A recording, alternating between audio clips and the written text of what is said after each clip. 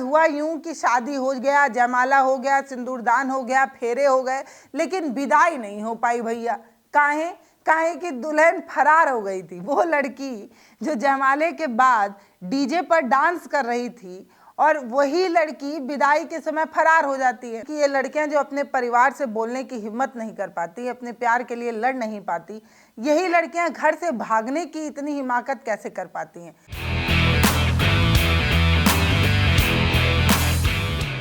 उत्तर प्रदेश के बाराबंकी से सुनील भैया दुल्हा बनने की तैयारी में थे। 3 महीने पहले शादी फिक्स हो गई थी। दुल्हनिया से खूब बातचीत भी हो रही थी, वीडियो कॉलिंग से लेकर सब कुछ चकाचक। ज्वेलरी भी खरीदा रही थी। बाराती कैसे जाएंगे उसके लिए गाड़ी वगैरह की बुकिंग भी हो रही थी। सामियाना में कौन सी लाइट, कौन सा बाजा, क्या होगा, कैसे होगा की तैयारियां जोरों शोरों में थी। सुनील भैया को भी सांस में सांस नहीं आ रही थी क्योंकि भाई दूल्हा बनना था। शादी वाला दिन भी आया, सुनील भैया घोड़े पर भी चढ़े और बाराती जो है वो नाचते गाते दुल्हनिया के दरवाजे तक भी पहुंचे। जयमाला भी हुआ और जयमाले के बाद एक स्टेज डांस भी हुआ जिसमें सुनील भी था, उनकी दुल्हनिया भी थी और दोनों का एक डांस सोशल मीडिया पर वायरल हो गया। इसके बाद क्या हुआ? इसके बाद शादी हुई भाई। जयमाला के बाद क्या होता है? शादी होती है। शादी हुई, जूता भी चुराया गया सालियों के द्वारा। लेकिन इसके बाद जो हुआ वो इस खबर का मेन मुद्दा है। इसके बाद हुआ यूं कि शादी हो गया, जयमाला हो गया, सिंदूरदान हो गया, फेरे हो गए, लेकिन विदाई नहीं हो पाई भैया। काहे काहे कि दुल्हन फरार हो गई थी। वो लड़की जो जयमाले के बाद डीजे पर डांस कर रही थी और वही लड़की विदाई के समय फरार हो जाती है। मुझे तो यही नहीं समझ में आया कि आखिर दुल्हन ने ऐसा किया क्यों। क्या उसे हर तरीके का मौज लेना था? मतलब शादी में दुल्हन की क्या फीलिंग होती है वो भी इंजॉय करना था और अपने बॉयफ्रेंड के साथ भी जाना था। मतलब ये कौन सा मजाक है कि आपने एक नहीं दो परिवार को बदनाम किया, उनको इंसल्ट किया।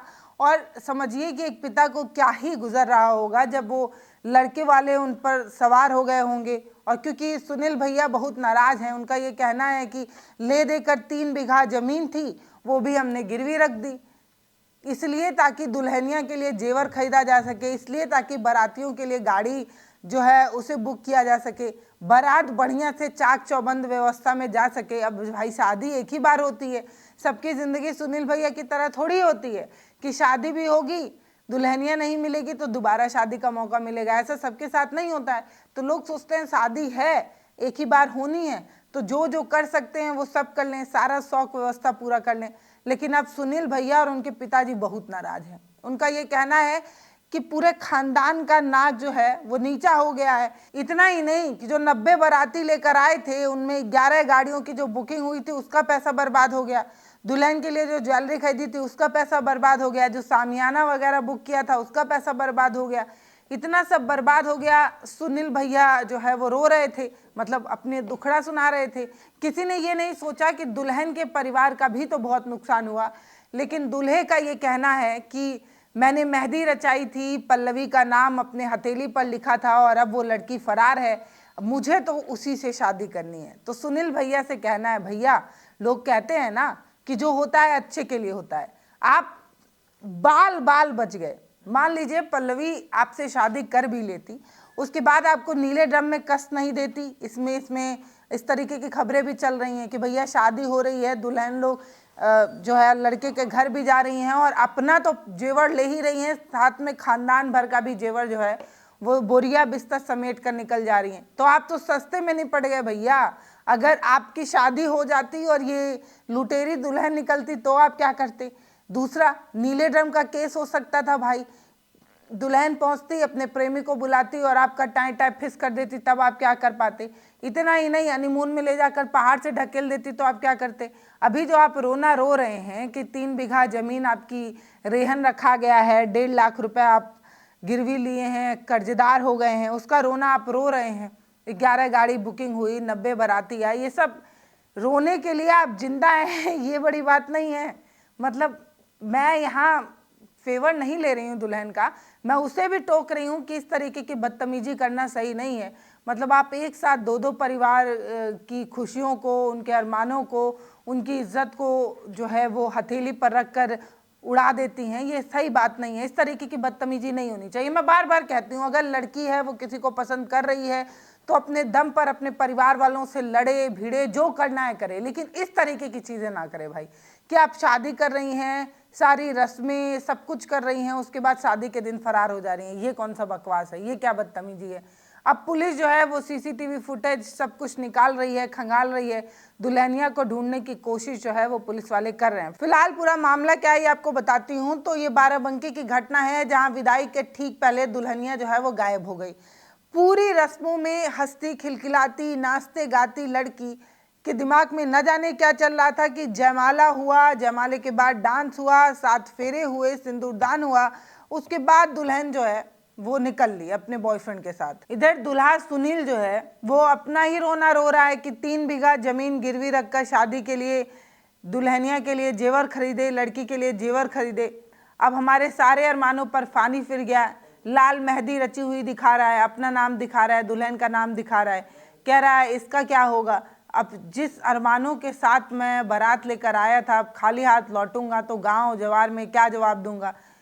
सुनील जी, जितना आपको बुरा नहीं लग रहा होगा, मुझे लगता है उससे ज़्यादा लड़की के पूरे फैमिली को बुरा लग रहा होगा, क्योंकि लड़की ने, मुझे पूरी गारंटी है कि ये बात शायद ही अपने परिवार को बताई होगी। अगर बताई होगी और इसके बाद भी बेवकूफ़ी वाला काम उनके परिवार वालों ने किया है, लड़की के माता पिता ने किया है, तो ये तो भैया आपने जानबूझकर कुल्हाड़ी पर अपना ही पैर मारा है। मतलब आप जान रहे थे कि लड़की ये शादी से खुश नहीं है, ये शादी नहीं करना चाहती, फिर भी आपने ज़बरदस्ती शादी के बंधन में बांधने की कोशिश की। तो ये सब कुछ जो हुआ है उसके लिए लड़की के पिता जिम्मेदार हैं। लेकिन जिस तरीके से वीडियो में नज़र आया, लड़की जमाल के लिए जब जा रही थी तब भी उसके चेहरे पर कोई सिकन, कोई अफसोस, कोई रोना गाना पिटना नहीं नज़र आया। इसके अलावा मेकअप बहता हुआ भी नहीं नज़र आया। इसके अलावा जमाल होने के बाद लड़का खड़ा है, दुल्हन खुद ही नाच रही है। तो ये सब कुछ देखकर ऐसे लग रहा था कि लड़की बहुत सामान्य है, शायद परिवार का कोई दबाव नहीं है, शादी के लिए वो खुश भी है, लेकिन इसके बावजूद उसका अचानक से गायब हो जाना, फरार हो जाना, ये बहुत चिंता में डाल रहा है। मैं सच में समझ नहीं पाती कि ये लड़कियां जो अपने परिवार से बोलने की हिम्मत नहीं कर पाती, अपने प्यार के लिए लड़ नहीं पाती, यही लड़कियां घर से भागने की इतनी हिमाकत कैसे कर पाती हैं, घर से निकल जाने के बारे में इतना कैसे सोच लेती हैं और ये कदम कैसे उठा लेती हैं। आप इतनी हिम्मत नहीं कर पा रही हैं कि आप अपने इरादे के लिए अपने फैमिली के सामने लड़ पाएं, लेकिन आप बोरिया बिस्तर बांध कर घर से निकल सकती हैं, इतनी हिम्मत आप कर सकती हैं, लेकिन ये आप नहीं कर सकती। फिलहाल ये पूरा मामला क्या है आपको बताती हूँ। तो मामला कोतवाली क्षेत्र के बंकी कस्बे का है, जहाँ बंसी लाल की बेटी पल्लवी जो 18 साल की हैं, जिन्होंने 8वीं तक पढ़ाई की है, उनकी शादी ददेरा गांव निवासी राम कुमार के बेटे सुनील जो 23 साल के हैं, जो इंटर पास है, उनसे तय की गई। 3 महीने पहले ये रिश्ता तय हुआ, लेकिन ये रिश्ता सब कुछ समान था, शादी तक भी समान था, लेकिन विदाई के बाद अचानक से ट्विस्टिंग आ गया। दूल्हा दोपहर तक इंतज़ार करता रहा कि दुल्हन आएगी तो उसे ले जाएंगे, लेकिन दोपहर तक भी दुल्हन का कोई पता नहीं चला। इसके बाद हार पाँच के दूल्हा और उसके पिता ने जो है वो फ़ोन किया 112 नंबर पर, और पुलिस आकर इस पूरे मामले को सुनती है, दोनों पक्ष की बात सुनती है और फिर दुल्हन को ढूंढने की जद्दोजहद में लग जाती है। अब भैया इस पूरी घटना के बाद मुझे लगता है कि जो दुल्हा बिरादरी है वो आज के बाद अपनी दुल्हन का जीपीएस जो है वो जरूर ट्रैक करेगा। किसे क्या पता कि दुल्हन 9-2-11 हो जाए, शादी की सारी रस्में होने के बाद भी वो भाग जाए। तो आजकल दूल्हा लोग जो है वो बहुत परेशान हैं, मतलब जो मर्द हैं वो दूल्हे जो हैं वो बहुत परेशान रहते हैं। एक सच्चे प्यार की तलाश में ये लोग नीले ड्रम में भी कसे जा रहे हैं, पहाड़ से ढकेले भी जा रहे हैं, न जाने इनके साथ क्या क्या हो जा रहा है, लूट भी जा रहे हैं। लुटेरी दुल्हन जो है वो आ रही हैं, इनके घर शादी करके आ रही हैं, पूरा सामान लेकर चली जा रही हैं।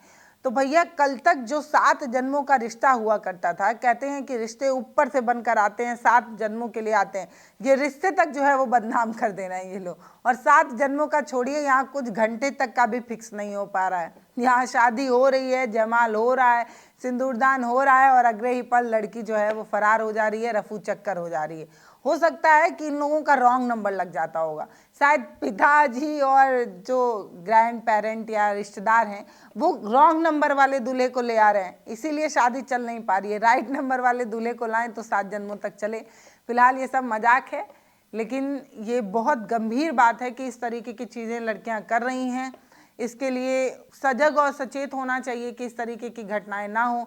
मैं उन तमाम पेरेंट्स से भी कहना चाहती हूँ कि आप अपने घर में जो बच्चे हैं उनसे टेबल टॉक ज़रूर करिए, प्लीज़ उनसे उनकी बात पूछिए, उनके मन में क्या चल रहा है जानिए, नहीं तो इस तरीके की घटनाएं होती रहेंगी और इसे रोका नहीं जा सकता।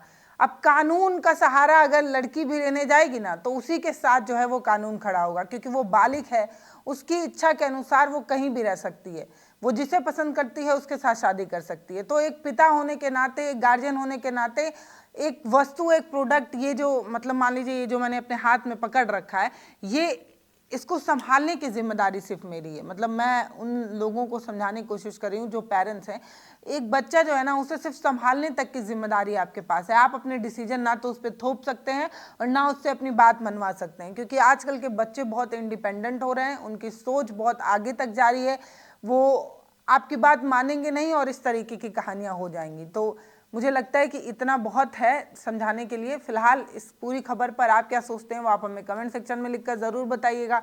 अगर आप मेरी राय से इत्तेफाक नहीं रखते हैं, आपको लगा कि मैंने गलत दे दिया है एडवाइस, वो भी आप कमेंट सेक्शन में लिख सकते हैं। कमेंट सेक्शन खुला है, हम अपनी बुराइयों को, अपनी अच्छाइयों को, आपके सलाह को, आपके सुझाव को, आपके गुस्से को, सबका स्वागत करते हैं। तो कमेंट ज़रूर करिएगा और हाँ, चैनल को सब्सक्राइब भी कर लीजिए। बहुत धन्यवाद। वीडियो को शेयर करना है।